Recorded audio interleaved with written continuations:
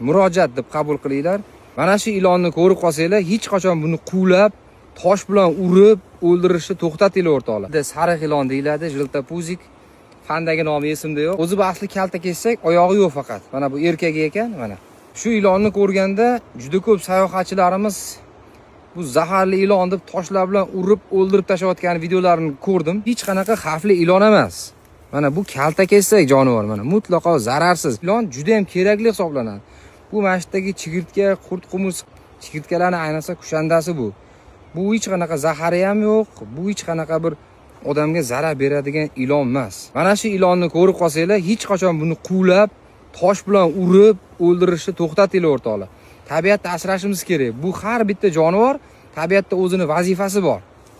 Men ham ko'p ko'raman, lekin hozir ushlab sizlarga ko'rsatayotgan sababi sizlar tanishtirish maqsadida, ma'lumot maqsadida. O'rtoqlar, tabiatni asraylik. Aynan mana shu ilonni ko'rsanglar va boshqa ilonni ko'rsanglar ham o'ldirmanglar. Ayniqsa mana shuni. Chunki internetda videolarni ko'rib, buni quvlab, toshlar bilan urib o'ldirayotgan ekansizlar. Bu juda ham kerakli jonivor. Biz buni qo'yib yuboramiz. Xayr, yaxshi bor, meni bitta o'pib qol. Ana ketding. Ana ketdi. Ketadi bu shunaqa bir yaxshi jonivor. O'rtoqlar, tabiatni asraylik.